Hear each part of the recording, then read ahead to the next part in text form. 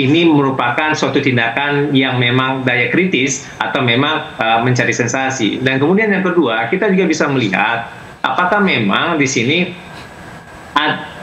proses pengungkapan ini ada momentum-momentum politik atau tidak gitu.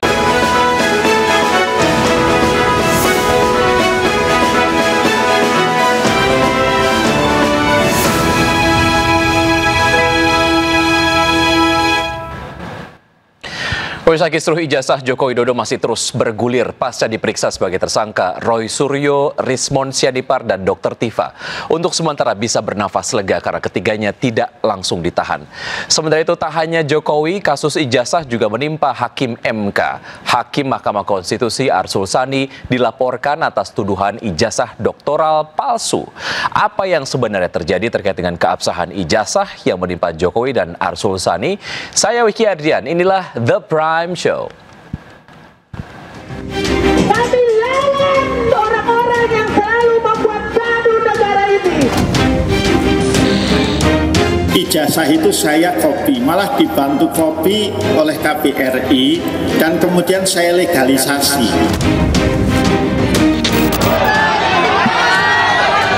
Penyidik menjunjung tinggi asas-asas sebagaimana undang-undang yang mengatur kami di dalam proses pemeriksaan terhadap tersangka.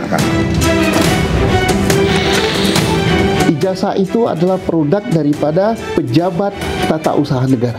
Memutus sesuatu yang disekitarkan terhadap produk dari pejabat tata usaha negara, yaitu peradilan tata usaha negara, bukan kewenangan Polri.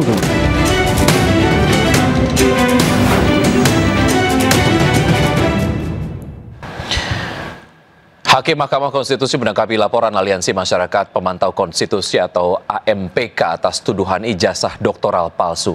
Dalam bantahannya, Arsul Sani menunjukkan transkrip nilai dan ijazah yang diperoleh dari program doktoral dirinya.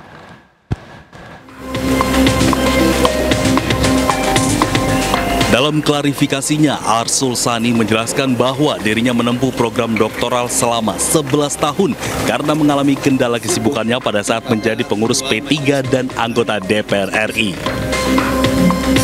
Arsul Sani menerangkan pada awal 2011 dirinya mulai program doktoral, namun karena terkendala ia memutuskan melanjutkan dan mengkonversi SKS yang diperoleh dari universitas sebelumnya. Arsul bahkan menunjukkan transkrip nilai yang ia peroleh dari program doktoral itu. Di sanalah diberikan ijazah asli itu, ijazah asli. Ya, ini kemudian ini foto dengan Ibu Anita Lydia Luhulima, Dubes RI di Polandia pada saat itu. Ya, itu ada. Nah, nanti juga bisa dilihat. Nah, tentu kemudian setelah selesai wisuda, karena saya dalam 2-3 hari itu mau balik ke Indonesia, maka ijazah itu saya copy, malah dibantu copy oleh KBRI dan kemudian saya legalisasi. Tadi legalisasi itulah yang saya pergunakan juga untuk melengkapi berkas administrasi ketika teman-teman di Komisi 3 sebagian itu mendorong saya untuk juga ikut proses seleksi Hakim Konstitusi itu, ya. Sebelumnya, Koordinator Aliansi Masyarakat Pemantau Konstitusi atau AMPK, Betran Sulani, membuat aduan kepada Barreskrim Polri atas dugaan ijazah S3 palsu Hakim Mahkamah Konstitusi Arsul Sani. Sementara itu masih terkait dengan ijazah, Roy Suryo, Rismond Sianipar, dan Dr. Tifa untuk sementara bisa bernafas lega setelah ditetapkan sebagai tersangka dan diperiksa di Polda Metro Jaya. Dan ketiganya tidak langsung ditahan dengan alasan mengajukan saksi dan ahli yang meringankan.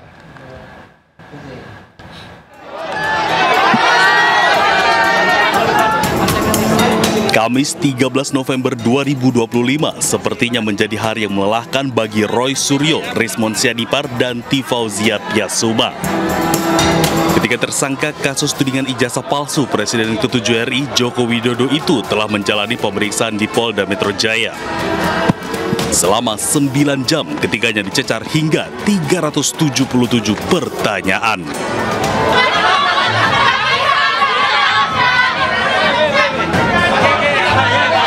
Sekitar pukul 20 malam, Roy Suryo CS akhirnya keluar dari ruang pemeriksaan dan diperbolehkan pulang alias tidak ditahan. Polisi mengatakan pemeriksaan pertama ini tidak berujung penahanan lantaran ketiganya mengajukan saksi dan ahli yang meringankan. Saya tadi sudah memastikan proses pemeriksaan dari awal terhadap para tersangka berjalan sebagaimana yang diatur di dalam KUHP maupun peraturan Kapolri. Penyidik menjunjung tinggi asas-asas sebagaimana undang-undang yang mengatur kami di dalam proses pemeriksaan terhadap tersangka. Hak-hak bagi beliau-beliau untuk mendapatkan istirahat, kemudian makan siang, ibadah, dan lain-lain kami berikan selama proses pemeriksaan tersebut. Hingga kini, Roy Suryo CS maupun pihak penyidik belum memberikan informasi siapa yang dijadikan saksi dan ahli hingga membebaskan ketiganya dari penahanan. Sebelumnya, Polda Metro Jaya menetapkan 8 orang tersangka dalam kasus tudingan ijazah palsu Joko Widodo dan dibagi ke dalam 2 klaster. Komisi Informasi Pusat mencecar pihak UGM sebagai termohon terkait dengan kelengkapan berkas Jokowi di sidang sengketa ijazah. Ketua Majelis Sidang mempertanyakan sejumlah salinan berkas Jokowi yang dimiliki oleh UGM. Dalam sidang yang digelar di Jakarta, Ketua Majelis Sidang mempertanyakan pedoman mengenai legalisasi ijazah. Termohon mengklaim saat itu tidak menjelaskan secara spesifik mengenai panduan legalisasi ijazah. Beberapa ini apa yang ada di dalam buku panduan itu? Misalnya terkait dengan status Pak Jokowi di kami. Ada Bu. Ada ya? Ada. Nah ini SOP memang nggak pernah ada ya? Oke, kalau SOP ya, SOP dalam artian prosedur yang kita mengenai saat ini itu memang tidak ada pada zaman itu. Jadi pada saat itu ya proses aturannya itu dalam bentuk buku panduan. SOP dan aturan legalisasi ijazah pada masa permintaan legalisasi. Tahun 2012. Oh, kalau itu tahun berapa? Kalau apa ya? Kalau pada nggak ada ya? Itu juga nggak ada ya? Sampai sekarang nggak ada? Ada. 2019 ada. Kalau 2000 adanya mulai kapan? Ini kan baru kan. Yang ini memang belum ada. Nggak, sampai sekarang ada nggak? Udah ada belum? Ada. Nggak ada juga? Terkait penanganan permintaan verifikasi ijazah juga nggak ada aturannya? Karena masing-masing fakultas sendiri-sendiri kan. Karena sekarang gitu. Kalau dulu nggak ada. Enggak, maksud saya gini, sekalipun itu dia ada di masing-masing fakultas, kan PPD utama dari UGM itu kan fungsinya adalah melakukan koordinasi dengan PPD di fakultas. Sehingga sebenarnya aturannya kan harus berlaku sama ya. Masa di fakultas ini ada SOP, di fakultas ini nggak ada SOP gitu loh. Maka kan dia harus aturannya dari UGM-nya gitu loh. Belum ada SOP. Jadi belum ada ya? Memang belum ada. Belum ada, makanya ada beda. Ya, untuk berbincang pada kali ini kita sudah terhubung bersama Pak Alfon Kurnia Palma, praktisi hukum, dan juga sudah ada Irjen Pol Purnawirawan Bapak Haryanto Sutadi, penasihat ahli Kapolri. Apa kabar Pak Arya? Baik, terima kasih. Baik. Pak Peki. Terima kasih sudah bergabung di The Pram Show, dan saya juga ingin menyapa Pak Alfon. Selamat malam Pak Alfon. Halo, selamat sore Mas Vicky. Selamat sore juga Pak Haryanto Sutadi. Selamat sore Pak Alfon. Baik, terima kasih sudah bergabung Pak Alfon. Walaupun sekarang nggak bisa bergabung langsung di The Pram Show ya, karena terjebak banjir nampaknya. Baik, Pak Alfon, ya, bicara mengenai perkembangan dari laporan terkait dengan dugaan ijazah palsu. Kalau kemarin menimpa Presiden ke-7 Republik Indonesia Joko Widodo, tapi sekarang menimpa Hakim Mahkamah Konstitusi Arsul Sani. Bagaimana Anda melihat ini? Apakah ini juga terkait dengan hal yang kemudian dilakukan masyarakat sebagai upaya untuk merawat pemikiran kritis, atau cuman sensasi aja menurut Anda, Pak Alfon? Pertama-tama saya mohon maaf karena perkataannya tidak terlalu jelas gitu ya. Tetapi saya mendengar bahwa apakah langkah-langkah yang dilakukan terkait dengan pelaporan terkait dengan ijazah palsu itu merupakan suatu tindakan yang kritis atau merupakan suatu hal yang tidak atau sensasi saja. Sensasi saja gitu ya. Nah, kalau untuk mengukur itu sebenarnya ada beberapa ukuran gitu ya. Pertama-tama kita bisa melihat apakah memang itu sudah berdasarkan fakta-fakta yang ada. Nah, fakta-fakta yang ada tersebut itu memang harus diverifikasi terlebih dahulu kepada kelembagaan yang menerbitkan ijazah dokumen tersebut. Ini kan terkait dengan pasal 263, 266 gitu ya. Nah, oleh sebab itu makanya kita harus memverifikasi kepada misalnya contoh ke kampus atau kepada lembaga pendidikan atau juga kepada lembaga yang mengeluarkan dokumen tersebut, misal contoh catatan sipil dan seterusnya gitu.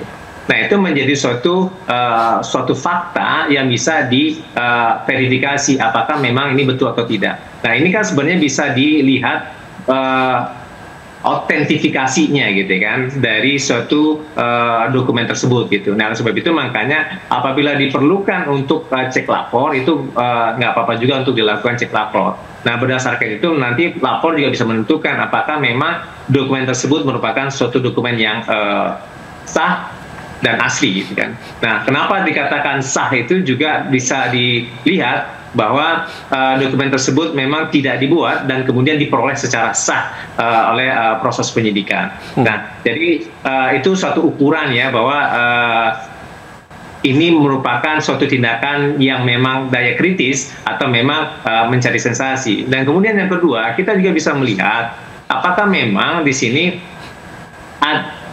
proses pengungkapan ini ada momentum politik atau tidak gitu. Baik. Artinya Anda melihat ini sangat berbau politis gitu ya, kalau untuk kasus yang kemudian menimpa Arsul Sani sendiri?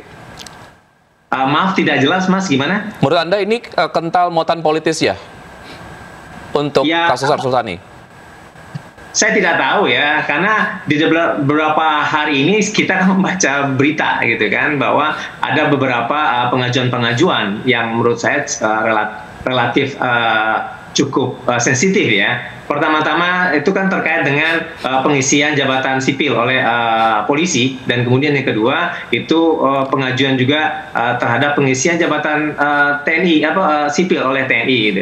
Dan kemudian juga ada beberapa hak lainnya gitu kan. Nah, apakah memang ini ada dari momentum itu atau tidak, saya tidak tahu gitu ya. Tapi memang kita harus melihat bahwa pada saat ini apakah lembaga peradilan itu bisa diinterfere gitu ya oleh adanya kejadian-kejadian politik seperti itu. Sementara ini kan ada azas ya di dalam peradilan itu sendiri, ada yakni independensi judiciary gitu kan, bahwa peradilan itu harus independen dan dia tidak bisa diinterfere walaupun dia menyidangkan perkara-perkara yang sangat sensitif. Itu kira-kira. Saya ke Pak Arianto. Pak Arianto, ada perbedaan sikap lah antara Presiden ke-7 Republik Indonesia Joko Widodo dengan Arsul Sani begitu. Kalau Arsul Sani voluntarily menunjukkan ijazah aslinya kepada masyarakat, tapi kemudian Joko Widodo tidak menunjukkan ijazah aslinya sejauh ini kepada masyarakat begitu. Bagaimana Anda melihat perbedaan sikap ini? Kalau saya melihatnya ini satu gejala ya, bahwa sekarang ini itulah era kebebasan orang menyampaikan pendapat. Artinya dapat dimaklumi gitu ya? Sebagai konstitusi yang sejak reformasi dulu kan kita kan bangga dengan kebebasan menyampaikan pendapat, semua orang tidak boleh dihalangi kan gitu. Nah, sekarang pun orang mau menuduh orang ini bahwa ini palsu dan sebagainya itu ya tidak bisa dilarang.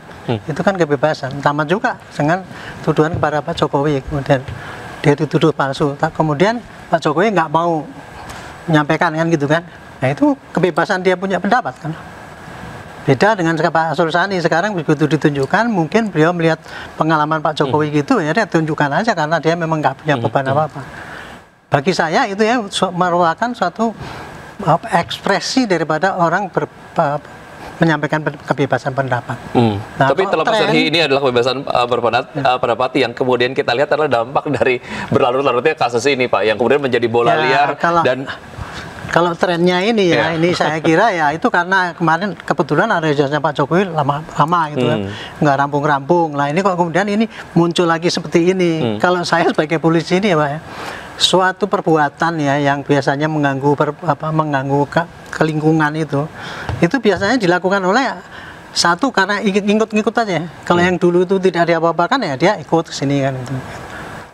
Kira-kira kalau pendapat saya cuma gitu aja. Saya nggak mau nuduh ini ada unsur politis di belakangnya. Saya kalau nggak punya data kan nggak bisa mengatakan gitu. Menarik. Pertanyaan yang sama juga saya akan sampaikan ke Pak Alfon. Pak Alfon, menurut Anda bagaimana Anda melihat perbedaan sikap antara Arsul Sani dan juga Joko Widodo begitu? Usai jeda berikut ini kita akan lanjutkan Pak Alfon dan juga Pak Arya, dan pemirsa tetap sama kami akan segera kembali.